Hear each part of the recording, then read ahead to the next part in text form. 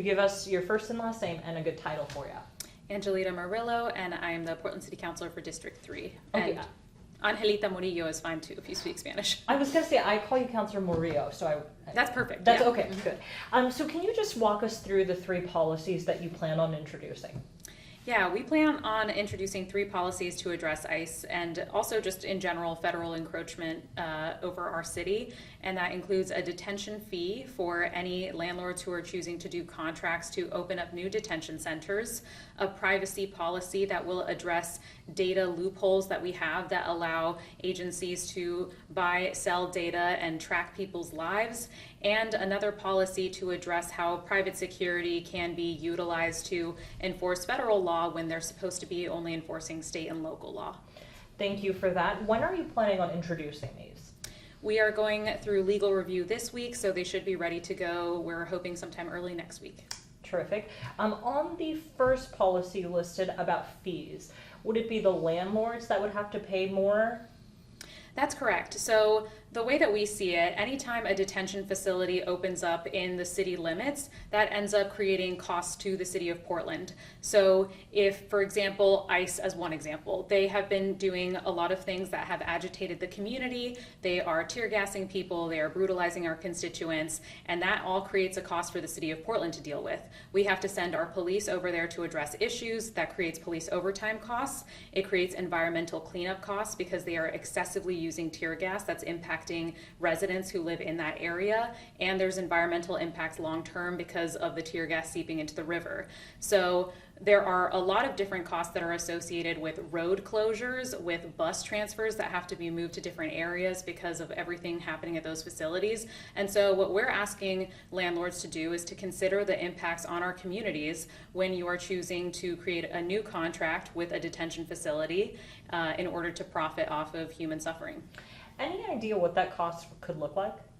Yeah, we are thinking of doing a flat fee that is going to address some of those impacts. The bureaus would be doing an assessment of what some of those impacts look like, and that money would return to the city of Portland, and those funds would be used to either mitigate those costs or to actually help people who are impacted by some of those issues. So for example, some of that money could go towards families who need relocation assistance because they are living in the apartments right across the street that are getting tear gassed every single day. We hear from parents with kids that they are struggling to survive day to day because the tear gas is seeping into their homes, or to immigrants themselves who are being impacted by these issues. And again, as long as it's going back to city costs as well. Can you tell us about the second policy, the surveillance one? How does that work? Yeah, so a really big issue that we see, and what I see as the frontier of addressing fascism in the 21st century, is making sure that people's privacy is secured, and that includes privacy through all sorts of technology, right? So we have seen that there are national databases that are used to track people's license plates, their locations, and we are able to basically map out people's lives in a way that is incredibly invasive, in a way that we've never been able to before. So if you are, for example, a person that lives in Idaho and you want to get an abortion in Oregon, they have been using tracking surveillance data to map out someone's life, the fact that they traveled to Oregon in order to prosecute them, even though they came and did that legally here, but they live in the state of Idaho. So the issue of data privacy and surveillance is an issue that impacts everybody, not just immigrants, but we are talking about immigration within this specific context. And so the city of Portland, we have a lot of power over things like traffic cameras and license plate readers and things like that. And so we have a responsibility to make sure that we are closing any loopholes that would allow the federal government to encroach on people's privacy. And that is what this policy would enable the city to do.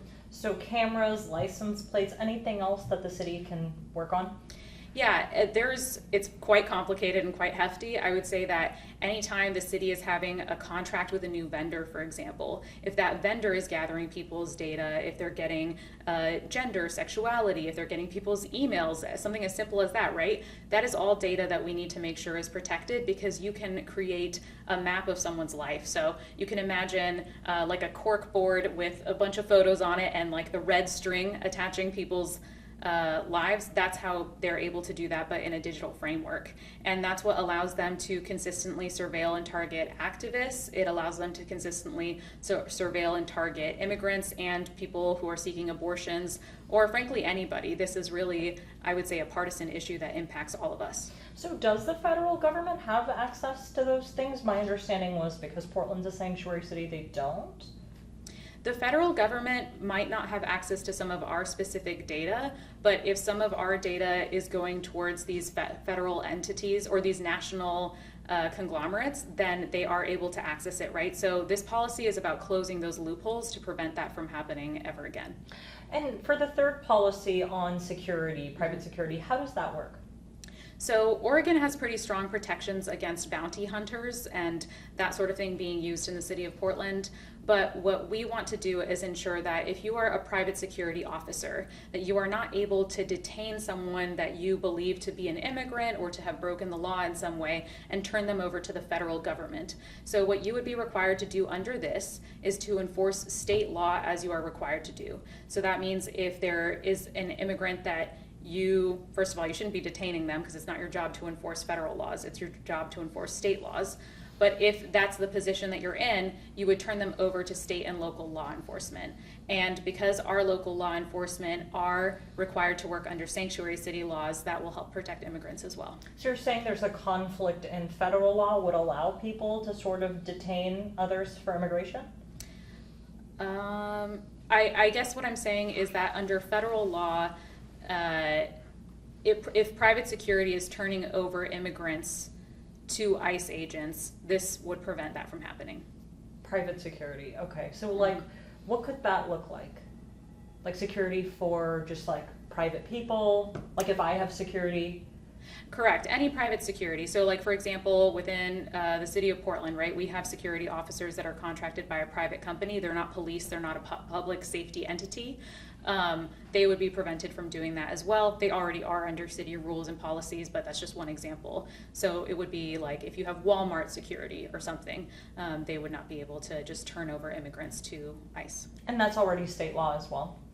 State law prevents bounty hunters. This is more specific and affirmative. Can you explain what a bounty hunter is in this context?